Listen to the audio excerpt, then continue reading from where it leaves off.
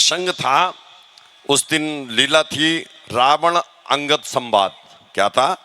रावण अंगद संवाद, ठीक है ना। अच्छा, रावण का और अंगद का जो संवाद है भी वो बहुत विचित्र है। अगर आप लोगों ने कभी वाल्मीकि रामायण पढ़ी हो, रावण कहता है अंगद को कि मुझसे लड़ने योग्य नहीं है कोई तुम्हारे कपिदल में, बूढ़ा सा एक जामवान है, उसे युद्ध का ज्ञान है, मेरे बराबर कोई कर सकता है?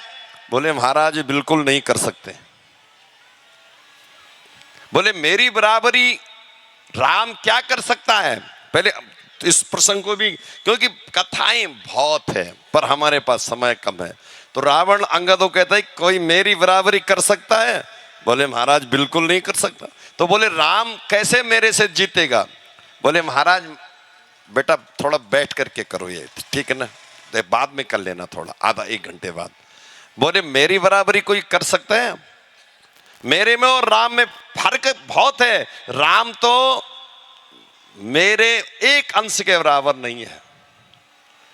अंगद ने कहा महाराज अगर आप कहें तो मैं राम में और आप में भेद बता दूं? बोले हां बताओ।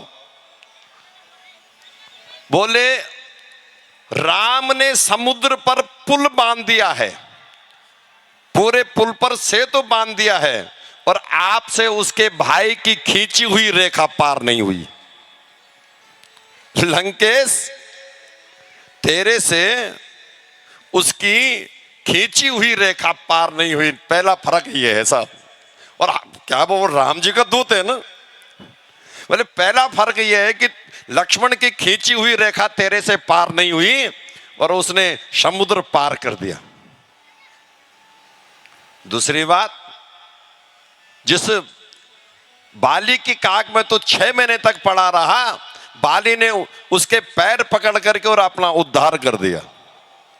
अरे मैं कितने गिनाऊं, और आप कहते कि ये करो वो करो, ठीक है उसको सेनापति, ठीक है तुम उसको सेनापति बना, तुम मुझे कहते कि सेनापति बना दो और हनुमान को मेरी चरणों में भेज दो, वो भेज देंगे।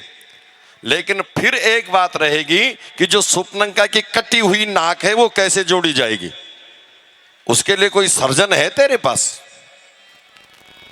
अब वो तो जो असली नाक थी उसका टुकड़ा तो कहीं रह गया, वो तो अब मिलने का नहीं, वो तो सड़ गया। पर अब सुपनंका की कटी नाक अब कैसे जोड़ी जाएगी? लंकेश तू बस मेरे से मत बुलवा। तो आओ, अगर ये पुंडरी काक्षा पुनान तो याद नहीं रही तो एक गांव में हो रही थी रामलीला, इस संवाद में भी नहीं जाएंगे। तो संवाद रावण संवाद था। अब जो अंगद था, जो असली जिसने तैयारी की कर रखी थी साहब, वो बीमार हो गया। माताओं वो हो गया बीमार। माताओं जिस समय चढ़ावे का काम होगा उस समय ये चढ़ाने का काम करना। अभी आप जहां पर आए हैं वहां पर बैठ जाओ, बस कथा का आनंद लो और आरती के समय पर इस प्रसाद को चढ़ाना। व्यवधान हो रहा है। तो जो अंगद था, असली अंगद, वो बीमार हो गया। तो जो पंडित जी रामलीला करवा रहे थे, डायरेक्टर थे, निर्देशक, उसने कहा यार अब क्या करें, पब्लिक आ गई, लीला दिखानी पड़ेगी। तो उन्होंने जो एक आदमी को बोला भाई साहब तू थोड़ा अच्छा कलाकार है तो आज अंगद का रोल कर ले। उसने कहा भाई साहब ये आज तक किया नहीं है, हनुमान बन करके आग तो कई जगह लगाई पर ये रोल नहीं किया अभी तक। और बोले मैं पीछे से बोलूंगा। तो बोले चलो तब कर लूंगा। अब गए स्टेज पे अंगद, रावण बहुत पुराना कलाकार, उसने अंगद को आते ही वो गरजने लग गया, तू कौन कहां से आया है, कारण तो बतला बंदरे, और उसको बोलने लगा। तो अब उसने अपने डायलॉग रावण ने पूरे बोले। अब बारी आई अंगद की बोलने की। अब उसको कुछ याद है नहीं, तो पंडित जी ने बोला बोल बोल। बोले क्या बोल? बोले ऐसा बोल कि मम पितु के तब रहे मिताई, तो मेरे पिता का मित्र था, तही कारण में आया भाई, बुरा किया सियाह हर लाई और रिश्ते पुलस्ते को दाग लगाई। इतनी बड़ी चौपाई, इतना बड़ा डायलॉग चलते चलते याद हो गया, हुए क्या? कोई ये कहे कि बोल बोल और पीछे से वो बोल रहा है कि क्या, कि बोल कि मम पितु के तब रहे मिताई, तही कारण में आया भाई, बुरा किया सिया हर लाई, ऋषि पुलस्ते को दाग लगाई। उसको याद हुआ नहीं। अब जनता तो आप जानते, जनता सीटी मारने लगेगी, ए नीचे फेंक दो एक को, ये ना जाने ये कछु कहां से लाए ये रामलीला करवाने वालों।